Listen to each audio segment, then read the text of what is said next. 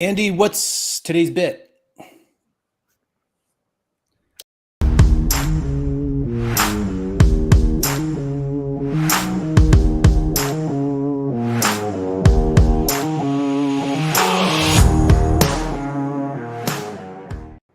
Hello and welcome into SorareAndrews. I am Andrew Lairdinho. You can find me as Lairdinho and Sorare. Joined today by Andy Black, who didn't come up with a bit today, and Nashy, who was actually, I will say this, he was part of the bit, and Andy didn't do his homework. I didn't. Oh, anyway. Do you want me to go into details? Yes, I do. Okay. I was going to print out a picture and put it on a popsicle stick of Jizz Horncamp because I changed my Discord picture to Jizz Horncamp, and people keep saying that he looks like Nashy. So I thought it would be funny to do that. But I'm also very anti-print. I'm part of the Green Initiative on this planet, and I didn't want to waste paper. So that's why I didn't print it out. Yeah, when Laird sent over, he was looking for a picture for the thumbnail, and all he sent was, "Can you please just send the jizz pic?" You know, I mean, I was thinking, I hope my wife doesn't hack into the phone. It's going to get a little weird. I would love to say that didn't happen, but that is exactly what happened. Thanks everyone for joining. Oh man, we are off to a flying start today.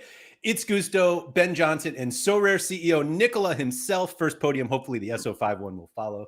Appreciate this. Philly Dilly, Sorare, the way it was always meant to be, with everyone hyped for Major League Soccer. That's it. Mike Basson, what's up? Eric, would you guys pronounce this Doherty or Doherty? It's Dortry. Okay. Thank you very much for participating, Randy. Man. Kev heard, yes, there will be an Mbappe Unique Watch at the end of this show. We decided not to do a full one because I'm going to actually explain why we're not doing a full one. They suck now. The max bid has killed the excitement, and I think the days of taking a single auction, regardless of who it is, and just being like, the platform is great or the platform is dead based off that one auction, is just not what we need. So we'll talk about it here. Andy and I might put a bid in, who knows? And then Nashy will beat us to it. It'll be great. It'll be great. Anyway, ZM Star said, how is meant to be played equals having fun while losing money? Spending. Simo, Carrie, what's up, guys? Thank you all for coming in. Sorare Malta. Inspirational Harabi. Wow. That is a YouTube handle. How do you sub with Stark? No idea. Jordan, what's up? Mike Basson, wow, you got...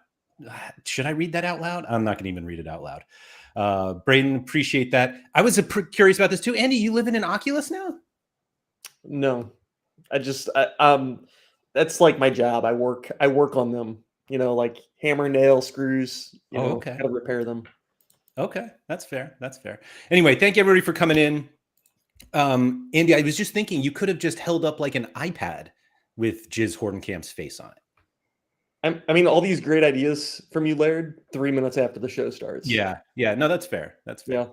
Anyway, speaking of great ideas, Nashy, not to be confused with Jizz Horncamp, said something in this Discord that we all mix him up with Andy now, the other day about how the new Sorare roadmap and plan that'll happen in either March or August is basically what he thought Sorare should always become, or what it should always be. And I was like, Nashy, please don't say any more and just wait until Thursday and say it in front of everyone else. So Nashy, what the hell are you talking about? Well, I do want to premise this because I don't want it to sound like I'm over here popping champagne or like, you know, a kid on Christmas, like, oh, thank you, Nicholas. This is just what I always wanted, you know, because my gallery value has plummeted into oblivion like the rest of us. But I guess the point of what I was trying to get to there is that I think there's a clear split now between what we had, which Sorare was, what the game was, and the new game. And they're almost two completely different things. And I think intuitively, what we potentially have in the new game makes a lot more sense to me in terms of experience with games like that than the old one did. I mean, I was in the old game, I was playing what was in front of me, but there were things in the back of my mind that didn't quite make sense sort of in the mechanics of it. I think from sort of like the poker background, The idea of this, there's always I know it really winds people up when people say, oh, it's just a game. And then there's the other side of it, or is it an investment? And I think it really fits in it. 99% of games don't involve winning or losing money as kind of part of success. And most investments aren't gamified. So it fits in this like rare little bridge in between the two. And there's not many sort of reference points in the world, but I think poker happens to kind of be one of those. I think DFS too, but I'm a little less experienced in that. So sort of the game investment thing is a discussion, but I think it's this, it's in between. So I think intuitively the mechanics and the dynamics that make poker and DFS successful, alluding to what someone just said in the chat about like, well, how do you get people to play a game where they're going to be okay with probably losing money and keep showing up and it working for both the company and the players and stuff like that. I'm sure we'll get more into it, but that's generally the idea. It's not, oh, I'm super happy. Like this is, this is just what this is. It's more that I can really relate to what potentially the new game could be if they get it right versus what the old game was something that it wasn't really intuitive to me. Like the idea that just briefly looked like a lot of the ROI or the success in the game was tied to card prices, which sort of from a mechanical standpoint made it that it was fine. We didn't really pay attention to it when everything was going up because it was like, all right, we're making money. It doesn't matter whether we're good at the game or we're winning at the game, quote unquote, because we're winning. Everyone's winning. This is amazing, But in the back of my mind, maybe because poker, I said, well, can we all be making money on these cards and yielding money from these cards? And that's just going to go on and happy ever after. Or, what I mean? There was a little question in my mind. I wasn't smart enough to act on it. And there was... Actually, was there a time in the poker world where the two were similar, like during the poker boom, like in the early 2000s or something, like where everybody either thought they were winning or felt like they were winning or something like that? Yeah, I mean, well, no, I guess we can get into that too, but the sort of zero-sum nature of poker means that, you can't, that doesn't exist. And I think the new Sorare actually has more of a zero-sum element to it. And I can sort of, zero-sum meaning that for every winner, there has to be a loser.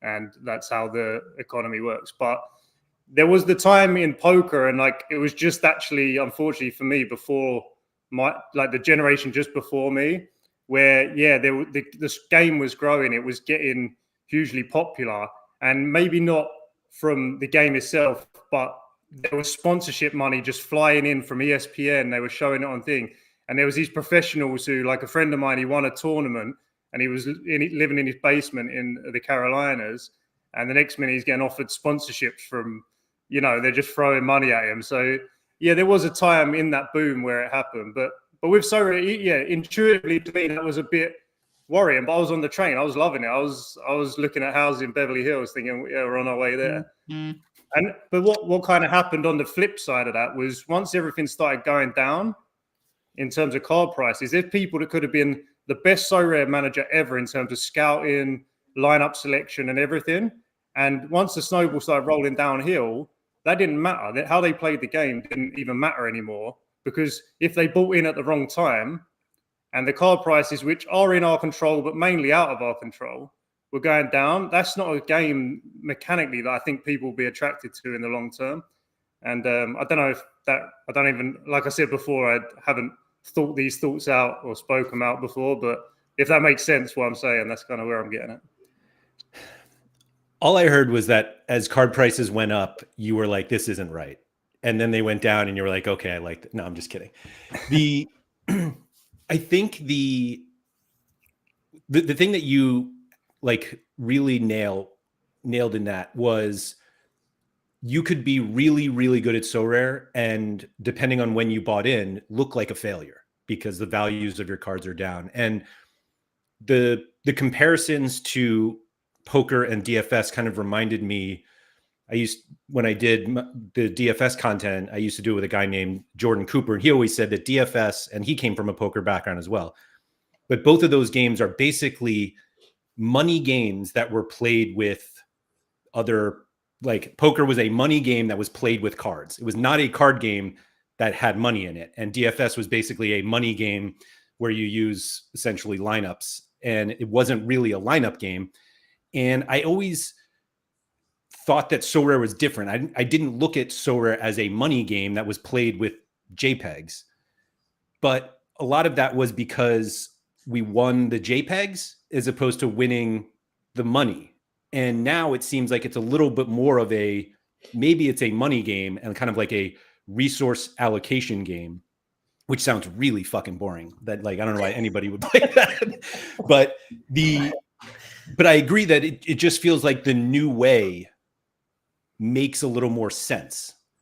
But it also kind of exposes that we all can't win. But maybe we needed that. Yeah, well, I think from poker, yeah, I mean, the dynamics sort of at play in poker and DFS are there's a significant luck or variance element in the short term. And that has to be significant, because if you're losing, there needs to either be an excuse or a reason that you can win if you have less of the next factor, which is skill, or strategy. So if your skill edge is less, on any given Sunday, you can still win in a game of poker or a hand of poker. And that keeps losing players coming back. The money aspect is what keeps people playing who maybe don't enjoy the game as much, or maybe not enjoy a game, but are looking at it more from that investment lens. And they say, well, and that's what happened to me with poker, is like, I loved just playing. I was losing. I was dusting my money off, like my pocket money every week. But then I started to realize, well, wow, people are doing this for a living. Like, if I work really hard for a long time and keep making good decisions and getting better and better and better, there is a financial reward in this money game at the end of it.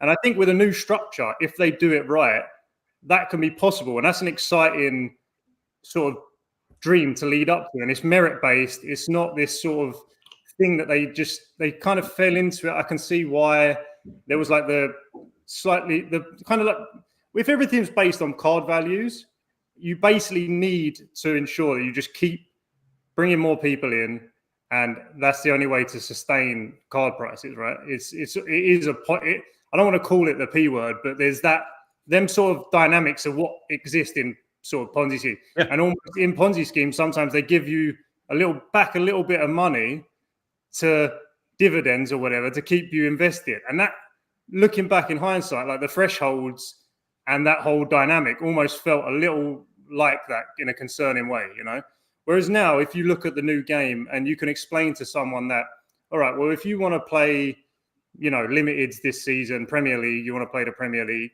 might cost you $1,000 to build out a squad. By the end of the year, the cards are no longer complete the cash, and over our data, they'll probably go down 50% in value, right? So you lose $500. The goal of the game is that you play these tournaments, and if you're good at it, you can win. If you can win more than $500, you have an ROI on average. You're not always going to realize your sort of theoretical win rate year on year, because sometimes you get unlucky and sometimes you get lucky. And there could be a guy who's supposed to lose his money because he's putting out terrible lineups, but he binks a tournament one week with a bunch of, randoms, and he wins. And that's what happens in poker all the time. And that one experience from, he could lose the first 2 years and lose $200, lose $300 at the end of the season, but say, oh, I had fun. But the one time that he has that little run, you've got a customer for life. And I think with a new model, we don't actually need, in my opinion, more players. We don't need more players. It's kind of irrelevant, because as long as they figure out how to tie the prize pools to what people are spending on the cards, basically whatever they take as profit be a rate. But it doesn't matter now in terms of if we almost assume that the cards we have now are worthless, for the new game, which there won't be exactly, but that's kind of a nice mental way that I'm looking at it. And the game will be the new card game. And you say, well, I've got to invest, as an existing user, I've got to invest some money to try to yield back more than that. It becomes a yield game, skill game. And if I get lucky, I might yield more than I'm supposed to. If I get a few bad things, I might yield less than I'm supposed to this year. But over the long run, if I keep doing that, I can probably get better at the game, and there is a path to making money. the path, I think, to making, to having the house in Beverly Hills, I think that's off the table now, unfortunately. I don't want to be the bearer of that news, and you might disagree, but the new game, it's going to be a case of a lot of small losers, but that's worth the fun and the chance of winning something big. And then there'll be a few people that really knuckle down and say, look, I'm going to get good at this, and they can play, and they'll put more money in as whales or as big users. Like for me now, going into the new season, if I thought, all right, they're going to allocate, say, 70% of the new card sales to the prize pool, say Sorare, and I think, all right, well, I think if I can beat the field, I'm going to play limiteds at everything. I'm going to play rares, because why not? It's money. It might be a money-driven pursuit, whereas before it was like that wasn't really there. The professional element, the kind of the ROI attached to the skill and the effort you put in wasn't really as clear cut. Yeah, I think what I always thought was a little weird about Sorare is it didn't seem like they wanted to really emphasize card prices or card values. Like it was only until fairly recently that they even really talked about it. And I remember the first Erling Haaland auction that went for whatever the hell it went for, 265 ETH, I think it was. And there was no talk from Sorare of like, look how much we sold this for. And I think they wanted to kind of keep that not private, but they just didn't want to talk about it. And then the problem is that that's the card values previously were the only way we knew if we were doing well. Like there's no other way to know if you're performing well in this game without card values going up. And if they don't go up, then you don't know if you're doing well. You're just here and you're just like, wow, I keep winning and my gallery value keeps going down. Like, why am I playing this game? And being able to have like a cash element at least gives it a little clearer of a view of, I bought these cards for this and I won this. And it's not just the simple like threshold. I bought these terrible cards and this is what I'll just grind out $50 for the rest of eternity. But there is something where you can say, no, I know I'm doing well because this is everything that I've won. Yeah, no, I think with the, like, if Sorare, this is why I do, I use the Ponzi word, but if Sorare really wanted to lean into that, they could have done that, because effectively the prize pool is going to have an effect on what each individual card on the platform is worth at each level. So if they wanted to just pump things to the moon, they could have quickly said, all right, unique, you win uniques, you get $20,000 this week, every week, and uniques would have just gone bang, but there wasn't we were all, and I know you spoke about a bunch, we were all aware that like with the threshold specifically, well, why do we care about the finances of Sorare and their balance sheet? But we were thinking, well, does this really work? I haven't put money in ages because I haven't needed to, and I'm just taking out money every week. Like from a business standpoint, this doesn't make too much sense to me either. That's not my problem. I'm enjoying it. I'm going to take what's in front of me.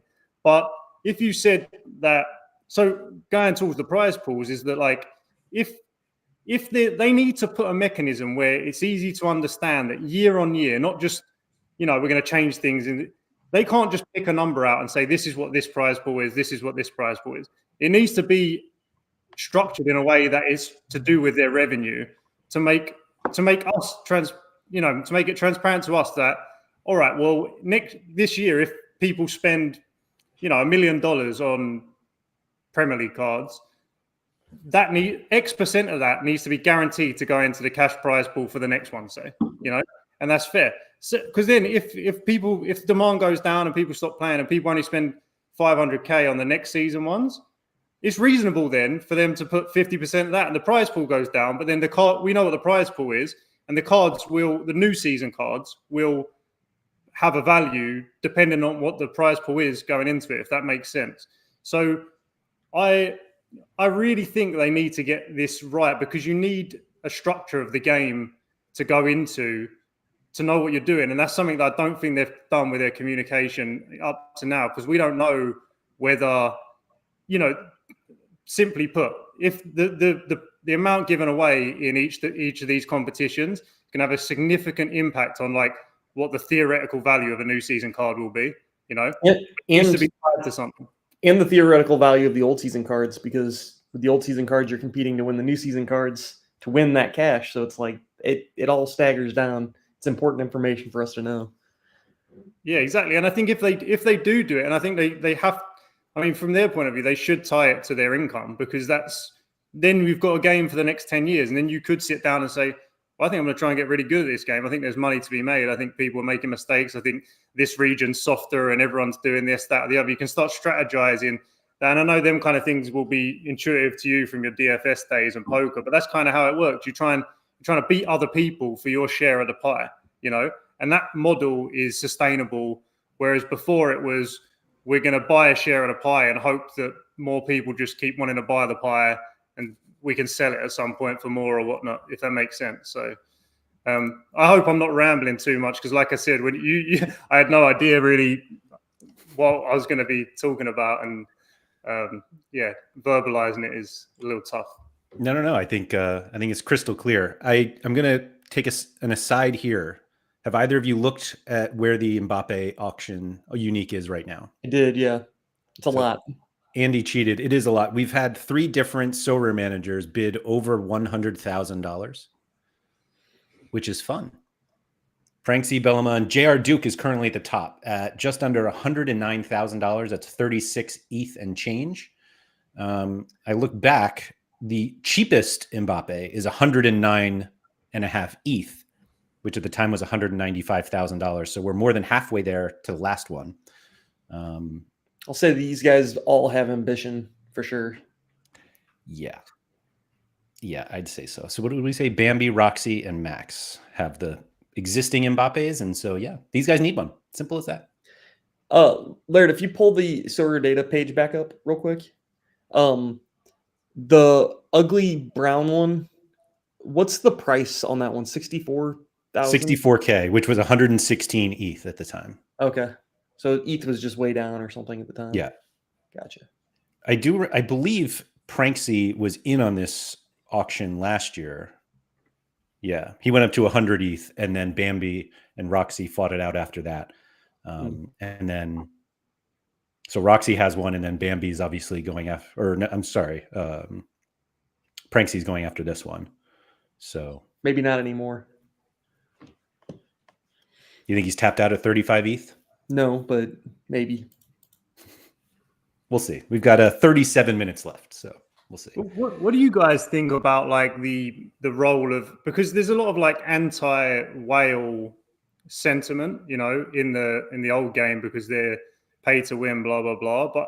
And I've seen some takes that have been along the lines of, well, Pranksy's just going to buy every Mbappe on the platform, and I don't see that could be good for if you're competing against Pranksy, say for that in the Champion Europe unique division right there, and he's spending $120,000 on that card, and that if you're going to be competing in, but 60,000 of that's going to the prize pool, and you think that you can spend 20,000 on a card or a combination or a different strategy that's going to yield similar to him, but he's contributing more to the prize pool than you. So you can now actually, like, him buying 20 Mbappes might not be optimal for the new game, even though he's going to win more than you. He's going to finish higher more than you in terms of your dollar and ROI amount from what you put in. Now the whales become whales in a sense that if they're playing badly, and that's not to say they all are or aren't. We don't really know. But that's what becomes interesting now is like, I don't know what you think about that narrative. Like, he's just going to buy up every Mbappe super rare. Well, if he spends $250,000 on Mbappe's and buys 10 of them and can only, Mbappe breaks his leg and there's 150 grand in the prize pool now that's dead for the rest of us to win. That's not a bad thing. I don't think there should be resentment towards that. For me, it doesn't change anything. It's like whatever I spend, I need to try to win that back. Like, regardless of whether I own an Mbappe or not. My goal is to win back at least the amount of money that I spend. Absolutely. So that's not ambition, Andy. Winning back what you put in. Come on, double it. Yeah, we're here to exactly. get rich. Exactly. Beverly Hills, man. Haven't you been listening? Yeah. Although Nashy definitely said the Beverly Hills dream is dead. So you want to vote anyway. But I don't know if Pranksy dropping tons of money and making prize pools bigger sounds great. And It doesn't work that way though. But it does now. Well, it would in the theoretical sense that the prize pool is a percentage of the revenue that they make. And so the more he spends, the more they can offer to other people. But that's not how it works, right? I mean, how else do they get money for prize pools? Yeah, but they're not going to tie it directly to a percentage. Like that's not. They might internally. Maybe, sure, maybe internally. Yeah. But yeah, I don't think we're going to be able to look at this auction and be like, well, next one, we know 70 grand is guaranteed because of this. But do you not think that is possible to do that from their point of view? Why is that not possible? And the fact of the matter is you need clarity on these things if you want it to become a game like DFS or poker. In poker and DFS, they take a rake, and effectively, if Sorare is saying, well, but they guarantee the rest of the money goes to the prize pool, and you've got to beat the other guys to not be a losing player, and I don't see why that's not possible from their point of view. And I don't even see why that's not incentivized. And that year over year scales both up and down, which is important, And the fact of the matter is that we understand as a user base almost to a fault that Sorare needs to make money. We want Sorare to exist. We love it. Sorare needs to make money. And I think you will get people saying, well, they should only take 30%, not 50%, blah, blah, blah. Yeah. But in theory, if they set the parameters of what that was, if you think about that is sustainable. I hate that word that people, but that's sustainable, because it's like, well, if we get another million users, car prices will go up. They won't shoot up like like they would. The new season car price will go up, and that should have a knock-on effect, like Black said, but they won't go up like sort of exponentially potentially. But the prize pool will go up and the game will remain the same now. And if you're good at the game, you'll make money now. And the way that I think current users can think about it in an optimistic way is, even though the Beverly Hills house is off the cards, we have an edge over anybody else coming in now if that's the game, So if you really focus on all your experience, your scouting, your matrix knowledge, blah, blah, blah, any newcomer into the limited division, rare division, you should be able to leverage that to potentially be a winning player. And if you're willing to put the time and work and effort in, and not everyone has to do that. If you kind of can make peace with, I'm going to play limiteds this year, I get to watch all the games, I'm going to put 1,000 in, and most likely I'm supposed to lose a few $100, That's fine. That's not zero sum, because it's such a fun game. It's such a fun hobby. So yeah, that's basically what I meant about this is the game that makes a lot of sense to me, a lot more sense as a long-term new game in this sort of arena than what we had before. And Kev kind of said it too. You Dream is not dead until you cash out. Well, you haven't lost. So let's say that you spent $500 and you only won back 300. Dream's not dead necessarily yet, because you can run those in Classic and you can win the new season cards the next year. So there is that hope and Dream. You can be a loser, but you can keep still playing with your existing cards. Yeah, and you know why you're losing now. That's the massive difference. You know why you're losing. And so I've had friends that from poker and stuff that I've sort of coerced into it, and they've played for a while and they still don't really know what they're doing, and they haven't got that same bug. They haven't got that same competitive thing that says, all right, I see what's going on here. I'm losing, but next year I might win, or 2 years down the line I might win if I get better, if I scout this guy, if I fix my strategy. I think that everyone's playing really well in Champion, but they're playing terrible in Contender, blah, blah, blah. It becomes a game that is more strategy based, and there's a correlation between your results and and your performance, and obviously the luck as well, and that makes sense. It's simpler in a way, to me at least. Reminded me of basically how I played DFS, that I made enough money to just keep playing. I never made enough money to even buy anything cool. It was just I have enough money to keep playing. Sorare is almost a little easier, because once you own the cards, you can play forever. And it's so that much doesn't mean you're more, going to be successful. it's so much more fun too. It's so much more personal. It's so much more of a positive community, and even than poker, like it's a hobby for me. You know, it's.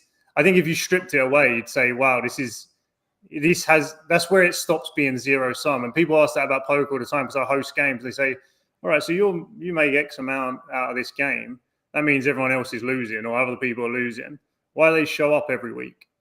It's because they enjoy it. They enjoy it and they can win. They know they're not maybe theoretically supposed to win every time, but sometimes they win, and that one win keeps them going. They feel good, and as long as the people aren't losing money that matters to them, it's a spend this, you know, and everyone can play at their level now. And I know it's a tough time, and I don't want to be the guy when everyone's sort of, you know, up in flame, you know, there's blood in the streets and being like, oh, everything's great, like we're everything. It's not like that. I think I'm not too much on that. There is something that doesn't sit right with the fact that they've basically completely changed the game, which rightly or wrongly we were all invested in one thing, and now it's completely another thing that takes a different mentality, a different group of skills, a different strategy, a different way to yield and make money. And there's no quick or liquid way to pivot without getting absolutely wrecked financially.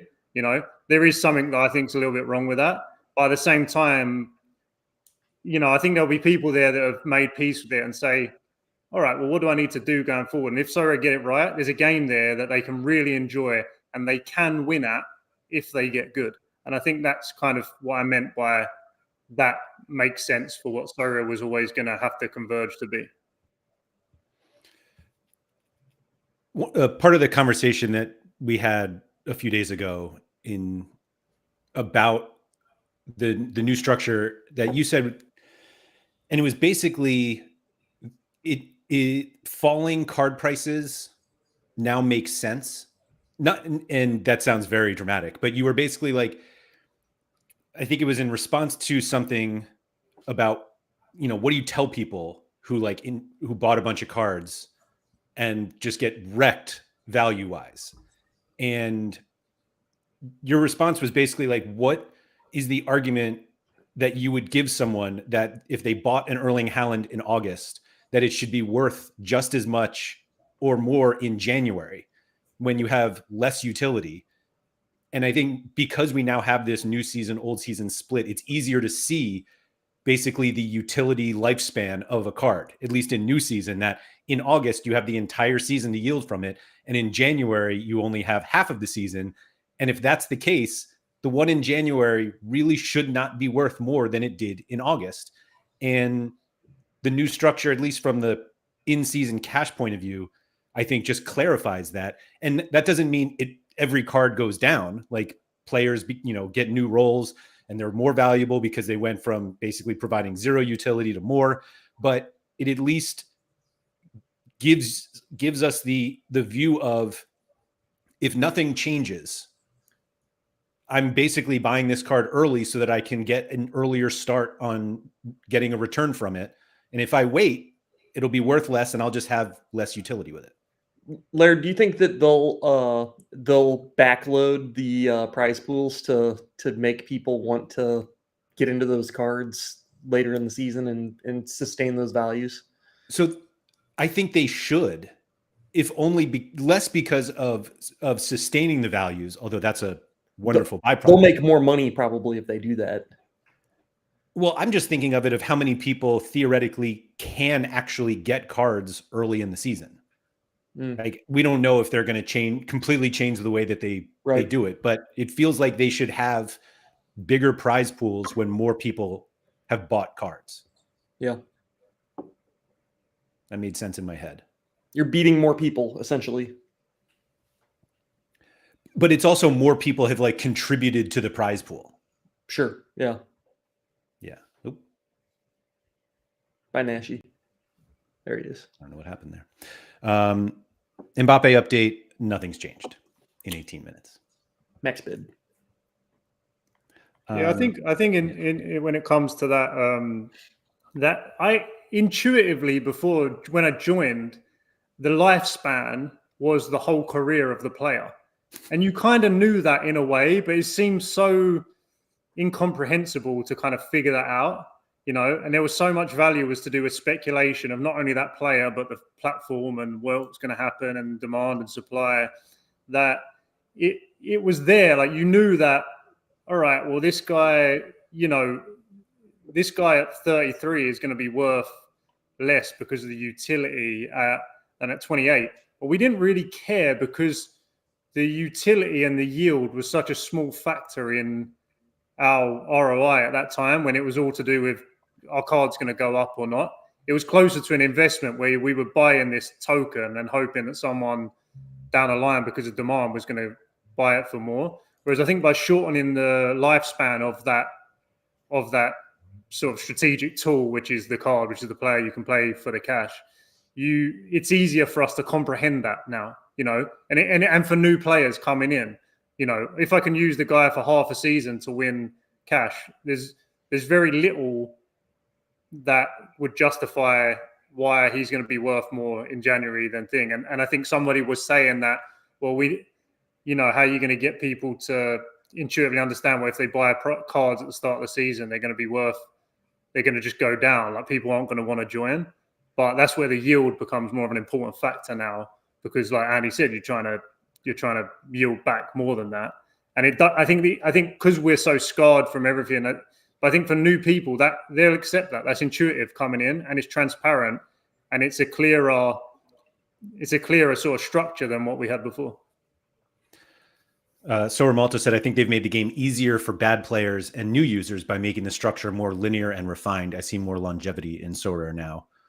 And Anda here said the shorter utility argument is new and is a joke, in my opinion. There's absolutely no reason that prices should fall this much because of 15 less games, which that I actually will disagree with, because it's not like new season cards. It's not even 15 less games. It's 15 games that we have now, and then they're not new season cards anymore, and you can't use them. I mean, you can use one to win cash. I said this to someone earlier today, that it just feels like there's a lot of money on the sideline right now waiting to figure out what people are doing. And so when that happens, when people aren't spending, like, nobody's going to know that. paying for cards. What's that? I said, you don't know that. No, I don't. No, I definitely don't. But it feels like people aren't like buying cards as much as they used to, because they just don't know what they're doing yet. I think we hope I say that having bought a card today, but we hope that we don't know that. True. Absolutely. You're right. That's fair. Yeah, but I think and it's reasonable for, like, what I meant before about, like, it's not necessary that we keep growing demand, is like, for us three, we got lucky, we got in early, and basically all of our success, like, I was terrible at the game, and I probably still, like, have a lot of work to do to get better. But we basically made money. Like, I'm probably doing well, not because of how excellent I've been at playing this game. It's because I got in at the right time and got, you know. We're very good at this game. Please. I'm speaking myself, Laird. But yeah, I think going off of that, it's like, well, you now are, yeah, like you said, like, we're gonna know why we're winning now. We're gonna know why, or if we're not winning, we know why, and there's a path to change that. You know, I got to get better. It's in my hands. So, yeah, I lost my point a bit there, but yeah, that's kind of I just wanted to put that out there. One of the things you said before about the longevity of our cards basically being a player's career, that I feel like everybody thought that and used that as justification for buying cards. Like, oh, he's, 18. I have 15 years of utility. But then when they go like 8 game weeks and they haven't won anything, they were like, oh, well, this didn't work out. Even though, 8 game weeks ago, you were like, you have hundreds of game weeks to make up for this card. Theoretically, 1 game week could pay off, that card. And yet we just need the return immediately. But maybe the move to cash at least gives us a shorter time frame and maybe a more realistic one, or at least it condenses the difference between winning right now and winning in 15 years when that card finally comes good. What do you think about the scarcities too? Like, I don't know if you can think back, but like when you joined, like the difference in sort of prices between the scarcities and et cetera, and the prize pools and everything, like they're not super intuitive. Like now we kind of get them, and there's like a 2.5x difference between this threshold and that threshold, and we kind of just winged it and figured it out. And there's like, but I don't know if you remember back, but that was one thing that, again, that wasn't intuitive in the old Sorare. It was like, why is a rare not sometimes worth as much as its super rare counterpart? You know, it doesn't. And I think that there is, and this is something I've brought forward a few times to people, and I'm not sure that I'm even right about it or it even makes any sense. But I mean, it's as good a time to any as thing. But if you're looking at the prize pools going forward, I think one way, rather than like the speculation, there's only one of these, there's going to be loads more demand and people can only buy it off me, so the unique's going to be worth a lot more than this and blah, blah, blah. Like a structural way to tackle that, to make it almost that 10x thing be intuitive, is to, if they do this new season Premier League tournament and the limited prize pool every weekend is $100,000 cash, right? The rare prize pool is $100,000 cash. You know, the super rare prize pool, $100,000 cash.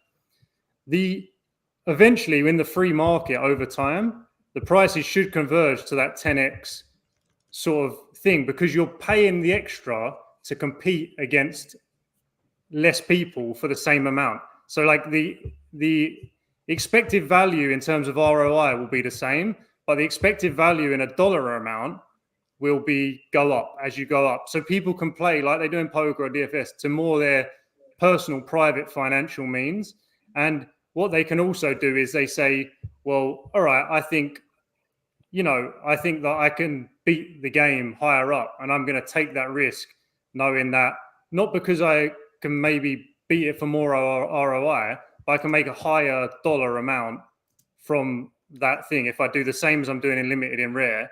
And it seems simple to me, that concept that like it will just be an inbuilt correlation between the scarcities and the values then, because you're not necessarily paying more because it's less rare. You're playing, there's a mechanism where you're paying 10 times as much to play against 10 times as less people to win the same amount of money, you know, and you can play to your stakes, you know what I mean? And that's kind of an important mechanism from poker that I don't know whether it would translate over.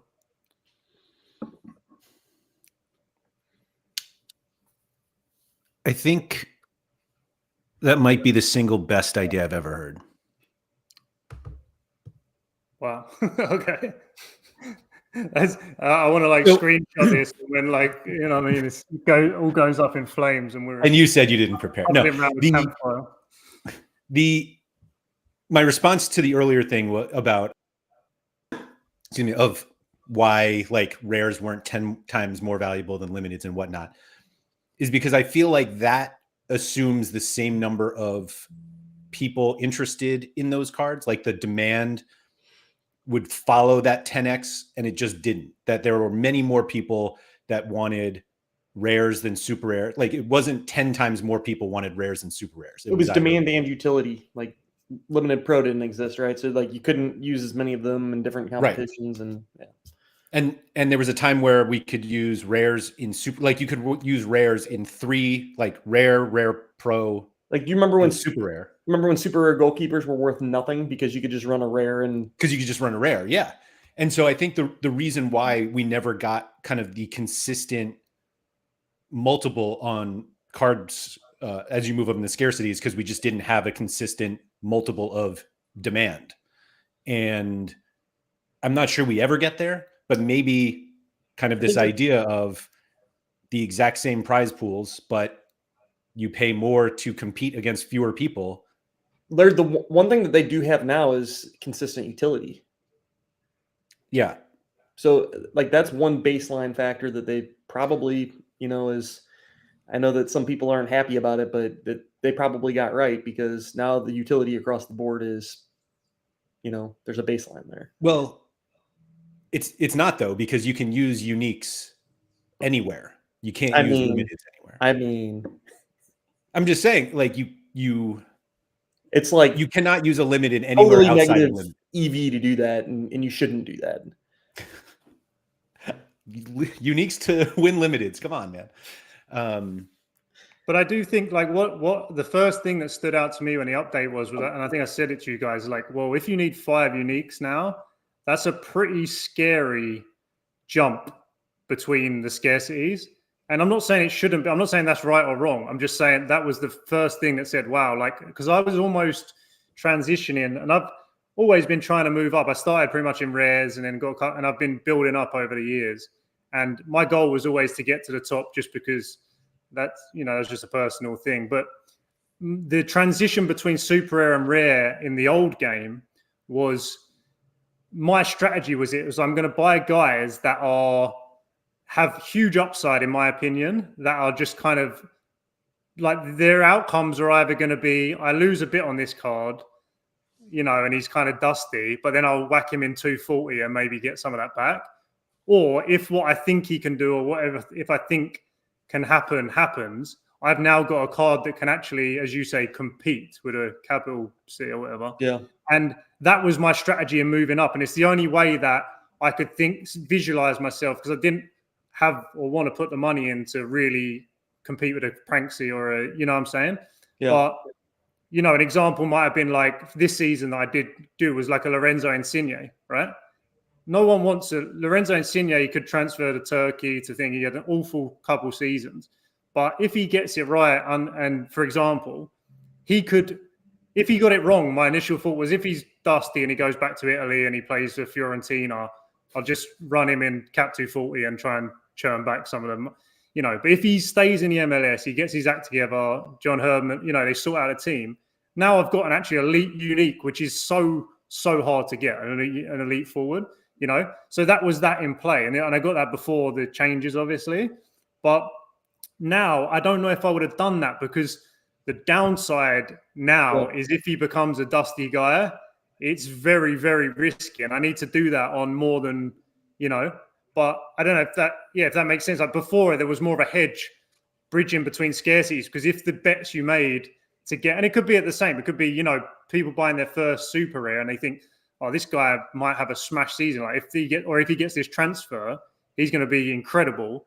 Or if he doesn't, he's just trash. You know what I mean? So at least I can run him in, like maybe yield something back. Whereas now that risk of that jump, and I'm not saying it's wrong, and maybe that's what they are doing, is just separating it enough so people who can afford to lose thousands of dollars a year play uniques, or tens of thousands of dollars. People who can afford to lose a couple grand a year might play, you know what I mean? And people who can afford to lose a couple hundred a year or a season or whatever play, and they split it up such an amount that we're all not, that you kind of know what you're getting into before you get into it.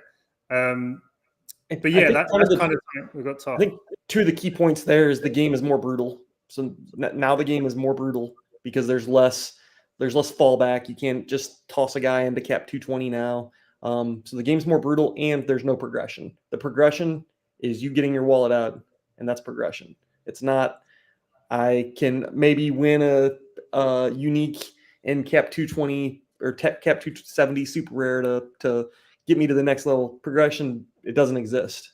I disagree. I disagree with that, and I'll tell you why. Is because before, progression was the idea that, like, well, how do we get everybody? What's everyone's like getting everybody to move up and then play at a bigger level and maybe play above their means or whatever? That's not how progression works in this game. Only a small percentage of the best people progress, and you don't progress in a short amount of time. And to progress, if you don't have the money, you have to have the skill edge, right? You have to make better bets. You have to get more decisions right. If Pranksy moves up or some comes in and he buys 5 duds, but then he can buy 5 good guys, that doesn't affect him. If Laird's like, all right, I think I'm crushing contenders in the new season, right? And he is. And he's like, every time he's winning money, he's reinvesting. I'm going to get a third team here. And he's like, oh, I think my strategy is working really well. I'm going to go into Challenger and implement the same thing. And at the end of the season, he put in, $1,000 each team, just hypothetically, and he comes out with 3,000, and he's just crushed it, and he's a really good player, and he's done well. He might say, well, I think I could implement that strategy that I'm doing that people haven't gotten to in super rares, and I've got this extra money, and maybe I have to put more money in, but I think I'm beating the game there, and there's an incentive to progress up, not because his ROI is going to be better, maybe it's worse, but the actual dollar amount is going to be better for him. So I think the progression will look like that. I think maybe a small percentage of people will be winners, small will progress. I think we're actually agreeing, because the progression is you winning at the lower scarcity, saving money, and then spending that money. Yeah, and that's how it is in, I don't know about DFS, but in poker, for example, and that's what I know, is like you don't go into poker and think, all right, I'm going to start out in the local 1-2 game, and in 6 months' time, I'll be playing the 10-20 and just crushing it there. You know what I mean? You recognize that it's going to take a few years to build up, and you're going to have to get better, and you're going to have to keep, every time you jump up, you're playing for more money. So there's going to be more people taking it seriously, and vice versa. And that, yeah, it's more brutal, but I think in a weird way, there is actually even more of a path to progression if you're one of the lucky few or the one who works hard enough to get there. So, and I think I like that. I'm comfortable with that environment, like a highly competitive, merit-based success environment, and at the minute, like there's a very, and again, like I understand people are hurt, like money's stressful and stuff, but there's a very, like, within the Sorare community, I've never been part of a competitive game where there's such a, what about this guy? He should win, and we should all be doing good. And like, oh, what about me? You know what I mean? I think it's weird. It's really even if it's harsh and brutal, it's fair if they lay the parameters out and say, this is the game you got to play, and this is, you fight it out to who wins. And then if you lose, they can't say, well, Sorare made this decision and card prices plummeted. You have to take that off the table, because that isn't fair. That isn't right. So, speaking of Pranksy moving up, he moved up on the Mbappe auction and was subsequently outbid. JR Duke now at 42.69 ETH, $127,000. We've got 8 minutes left, which in auction time is still an eternity. So don't worry. There are a few messages in chat saying it's Mbappe deadline time. Plenty of time. Mike said it's how it should be. Working to get an edge or putting more time in to get it. It's how it should be. We have to compete against each other for the top prizes. Yeah, I think.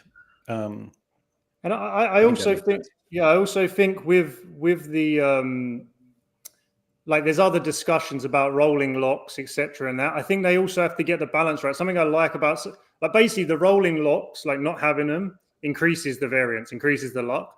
And I think that's good. You need enough in money games, like we're talking about, you need enough of this luck randomness factor to keep it entertaining and interesting for everyone. You don't want it to become like chess or one of these games where, like, basically if you're not dedicating your whole entire life to it, you have no shot of doing it. You know what I'm saying? Like, so I understand the frustrations of the DMPs and the rolling lock, and probably for higher stakes or people who are playing it really seriously or willing to, yeah, that would make sense. But you might be sort of cutting off your nose to spite your face, because if you remove that element of where, Pranksy's bought 10 Mbappes and now he's DMP'd last minute, on paper, he's going to beat you every time with that lineup. But now it might be your week. You know what I mean? You might only need 1 or 2 of them a year. And whereas if he could just switch him out for a Harry Kane instead, that he's bought 10 of those too, that doesn't, you know what I'm saying? So I think the point is that luck element has to be factored into the decision. I'm not pushing that like this should just be who's super competitive. The luck element is just as important as the skill. And I think there's little mechanics in Sorare that kind of nicely work that in. And soccer is a really random game in that sense too. Like mad things happen, So I think they've got the ingredients for a good game going forward. Were you going to say something, Andy? It looked like you were going to. No. Rouge has decided to, because of Mbappe, we're back. Sorry, we might be back. Maybe. We might be back. We'll see. We'll see where it goes. Well, have you guys, like, what have you guys thought about the new Sorare, and have you has it changed your opinions on your strategies, or have you had any sort of ideas going forward? Because, I'm obviously kind of like, all right, I'm all fired up for it, but what were your guys' initial reactions, and like, have you made any adjustments going forward to that? I think the only difference is where I play, and less like I still just everything I do is to try to make my gallery and my subsequent lineups better. And the only change that I feel like affected me the most was like the regional change to the new challengers and contenders. But like I still wanted to have like the best, as great as I could make my teams. And I haven't done anything to like ensure that I have new season cards, except I degened into some Premier League ones last week, and that's it. And then those were limiteds, and I was willing to just kind of light that money on fire. But I don't know. It doesn't feel, despite me staring at my gallery and figuring out what's out there, I just don't feel like it's changed all that much, because my plan was always like, just try to make get the best cards that I can turn my cards into. Yeah. I think the biggest thing for me was the regional change too. Like what do I need to move around? What do I need to do? But like when it comes to just like gallery stuff, the only thing I care about is trying to win every week. And win doesn't really mean anything. Win cards, win money, win thresholds, try to win a podium, try to win anything. I don't care. I'm just trying to win something every week. And that goal hasn't really changed. It's just like, how do I accomplish that now? What are the different things that I can win? And so that's what I'm looking at is what can I win in the in the current, in the transition, down the road. How do I get to the point to like build my gallery to where I can win as many things as I possibly can? Because I'm a quantity guy, not a quality guy. I don't care about the quality rewards. I want lots of rewards. So I'm going to try to win as many things as possible, whatever that may be. Yeah, and I think it's reasonable. I feel like a lot of people, obviously, probably a lot of people took a financial loss recently. The card values have gone down, and they're sat there. And even if they have that inkling of like, yeah, I kind of see what Sorare's done here. I kind of like the idea of what the divisions, and it seems like a fun game, but they're just so emotionally scarred from just like, I don't want to put more money in. I do not want to put more money in. I think that's fine, but I think like that's what comes back to like, Rome wasn't built in a day. Like I think it's perfectly reasonable to say, all right, well, this season I'm just going to focus on winning at the start of the season, winning some new season cards, maybe selling them, maybe if I go on a hot run at the start, building around them, and just kind of getting momentum from the cards they've already got. So I think people are pretty apprehensive now to go, because I think a lot of the trust has gone from Sorare, and that's why I think it's important that structurally they almost take the trust out with like transparency about what we're playing for, what we're doing in the future. Because almost I feel like I was trying to think about this for myself. Like if you came into the game, the new game as it was, it seems like kind of a fun game. You kind of know what you're doing. You could start with limiteds and say, all right, I'm going to build a team for a couple of hundred and see if I can win. I know what the prize pool is. I know what this is. But I think I'm the same where I'm like, I'm hesitant. As much as I'm optimistic, I'm hesitant to like put more money in now just because of like recent trauma, I guess, of like financial. Yeah, but also like you don't know anything either. We don't know what the prize pools really are yet. Once we really know what those are going to look like, I think that will give you a little better, a little more information to make a decision.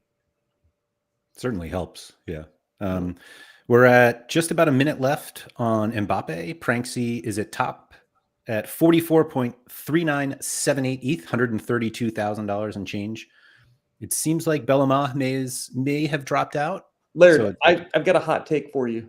Ooh. It's not even a hot take. It's like a lukewarm take. Oh, I love those. This is the worst Mbappe they've ever auctioned. Wow. The worst one. He's not U23. He's only in season for like 3 months. Yeah, he's the worst. Yeah, J.R. Duke's disagreeing as he bids 46.1738. Yeah, he doesn't even get his own competition for his league, like some of these other unique cards in Champion Europe. It's the worst Mbappe ever. So you're forgetting that you can spin this? Mm-hmm, yeah. And you can't spin any of the others. I can spin a lot of other things, Laird. You can't spin another Mbappe. You cannot do it. Where's your aesthetic appreciation? Anyway, Pranksy is now over 48 ETH, 143,000, which I believe, where did we get to? 195 was the last one. That's in dollars. Yeah, Braden now says it's the best Mbappe ever. You and Braden are both wrong. Julio said, why bid on it if it's a classic card in 2 months? I think a classic Mbappe is a pretty good card. Yeah, I think it's going to be the card that you're going to find in new season competitions, since you only need 3 uniques to play new season. Yeah. JR Duke looked like he had it. We are now at 49.9418 ETH. And we are now just under 52 ETH. Pranksy and JR Duke going at it. Sora Malta is correct. It's the most 3D Mbappe ever. Maybe it was a hot take because everybody's disagreeing with me. Oh, the last PSG one as well. Wow. That sounds like one of those, if you have to explain it, then is it really worth that much? There's the last one. Yeah. I just see Nashy there looking at the numbers going up, thinking prize pools are going up. Here we go. But how exciting would that be? That, do you know what I'm saying? Like, and you could. I think it would sit better with people that, all right, well, yeah, this guy's playing better teams than me, and he's basically paying to win, but I'm getting something back from that theoretically if I can. You know what I mean? I think like that's another thing that really didn't, really hurt from the previous game. Was just like, all right, well, how can I win unless I just have more money than this guy? In the very old Sorare. Right. Pranksy wins. We got it. $155,423. That's 51.9396 ETH. That is a lot of money. No, I mean that is big. And do you think, like Black said though, if they auction one at the start of next season, you've got to think it's got to be like, you know what I'm saying? It's got. I get what he's saying there. Like it's almost the worst time to buy one with the uncertainty of the prize pools. With, I mean, if there's ever a bad time to have one, but I understand what you're saying. Yeah, I mean, Laird made a good point. You can still run the old one in season because you only need 3 new in season cards. But like, what's the premium difference? And I don't have that answer. I don't know what the premium difference between the 2 cards is, but it's it's some percentage. Yeah, I think the unique division. I mean,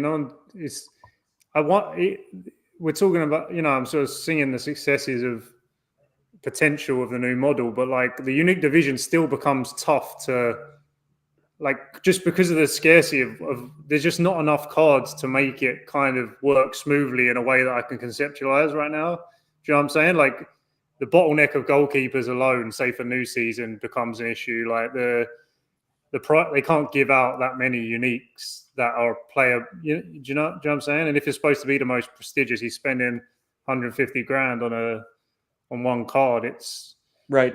I think they have to be pretty. They have to be pretty creative on how to make that make sense. I haven't got any ideas really myself, but.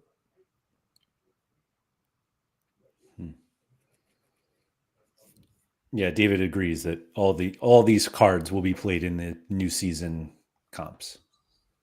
They made it easy for the unique people, only needing 3 new ones. It's absurd. Just kidding. Super Rare is only 3, right? Too. Yeah. That's not. I think I mean, when you think about that, it just feels like goalkeepers are going to be pretty important at Super Rare and above to, because you're like, I think like there's like in terms of if you wanted to, we were saying our card price is going to go up. I think very few are, but if you like playing the market and the speculation game, you can still almost do it, because if you picked up a bunch of backup new season goalkeepers at the start of the year, your speculation is you're just waiting for a Alisson or a Hideki injury, and then you've got a new season goalkeeper, which is potentially going to be like gold dust at them higher levels. So I still think there's room. I still think like there's cards like that will be worth 3x more in January potentially than they were. You know what I'm saying? There's still room for speculation, but not every single card can just be expected to just go up, you know. Not like the good old days. Yeah, the glory days. Agent Cooper said, do you think Sorare will auction all the uniques of the star players in August when they have maximum season utility rather than sporadically auctioning throughout the season? I mean, that's kind of the case with every scarcity. Uniques have nothing to do with it. Like, we need all the people, all the new season cards out as early as possible if we want the maximum utility to return them with the in-season cash. Yeah, do you think it would have made sense that maybe, like, you said about staggering the prize pools weighted towards the end of the season? Do you think, this has just come to me now, do you think it makes sense for them to stagger the new card requirements as the season goes on? So, like, week 1 through 3, you only need one new season card, for example. And by a week, by the time half the season's come, or the last few, because then you're winning more, you're potentially winning more money, you can buy them, and you can still, because it is a, unless they are just going to dump them all on the market, but there's obviously some issues with that. It is a bit of a tough one to figure that out with especially when you get to higher scarcities. Like, how is that going to work? Like, is it just whoever buys the first cards for the MLS Could be, yeah. They just win. They just win. Whoever gets their first wins. And that's not a great mechanic, is it, in terms of sort of what they're trying to go towards? I don't think. Yeah. So, yeah, they can get creative. I really hope they get it right, and I really hope that they recognize that this new game, as good as it could be, is kind of potentially built off the backs of a lot of people that have lost some money and love the game but are in a bit of pain right now. And if the idea is, all right, well, we're going to build the prize pools off of revenue from the previous year, which makes a lot of sense to me. But this year, maybe something they could do is say, well, we got this money, you're the first ones in, maybe just give us some solid prize pools. Like, that's going to be so important now for, like, even if they think, well, maybe it's a loss, and even if the prize pools this year were just, 100K a week, say, for each division, right? And we think that's good or bad. I don't even know if it is, and that's more than they're getting back. But they say, by the end of the years, they say, well, whatever we make from cards this year, we're going to put this amount in, and it's transparent. Even if it drops next year, I don't think, if we know that, we can't really complain, if it's tired, like what I was saying. Whereas, like, I think now something that they could do, and it's not that they owe us and whatever, but I do think they could be on the pulse with, well, a lot of people have been a little bit bent over by this quick and drastic game change. We changed the mechanics of the whole game. So I think they could lean on the side of being generous with the first season of prize pools and know that maybe they lose some money, but maybe it gets back some graces and gives us an opportunity to play the game in the way that it's supposed to be played going forward, but also yield back some of the money that we've lost speculating. Yeah. Do you think there's any risk in them doing that? Because inevitably someone will, like, we know how much they make from auctions and instant buys, and we calculate, oh, they gave away 80% this year, and then that becomes the expectation. That's why they need to be transparent, and that's why you need a structure. You need a structure to these games because they're already so complex. These games that they're so emotional. They involve, like, the decision to even play games like this is emotional on a level and personal, because you're risking your money. You know what I mean? You're risking your livelihood, like, whatever. So there needs to be a transparent thing that we're playing, and when people are going into it, and I think a lot of people, even the ones that complain, recognize that they love the game, but it just doesn't. There's like this fairness thing that people think, and I understand it too. Like, I'm not on board with everyone should win, but I'm on board with, like, well, the game we need to know what we're playing, all go into it with the same knowledge, and then we either decide. And then if you have that and you decide to go play and you lose, you might complain, and people will, but that's on me. Like, I mean, I chose to play this game, and this game didn't change, and this was a possible outcome that I lose money, and it's happened, and that's, and you can't really hold Sorare accountable. Whereas I do think there's a few things that people can validly point to where Sorare have maybe not done right by some people. Love it. Let's get rich. I'm just kidding. Annie, you got anything else? No. Need a nap. Yeah. One Nashy, more coffee. does it Either feel way. like you got the thoughts that were in your head out effectively? Yeah, I don't know. I feel like I didn't really have a clear plan or know what I was going to talk about, but I've had these thoughts for a while, and I don't know. I get a little bit of nervous energy, and just I probably rambled on a bit, but so I do apologize if that. But I hope I at least got some elements of what I was trying to get forward, and I hope it gets people a little bit excited for what's to come and in the right mindset to approach it. So yeah, it was great to chat with you boys. Yeah, no, thanks for coming on. To be honest, it was a viewpoint that I feel like hadn't been discussed enough, really at all. And so, yeah, I just felt like more people needed to hear it. And but right or wrong, whatever, I think it's an important conversation to have. And I think it also gives us kind of a clear idea of like what the future could look like, because we're at this point where we really have no idea. And so like we kind of know what is coming, but there is a path there that I think makes sense and can kind of help explain where we sit in the game moving forward. So yeah, thanks for coming on. Yeah, pleasure, boys. Pleasure. Thank you, everybody. If you could please, like, subscribe, all that good stuff. And yeah, we'll see you around.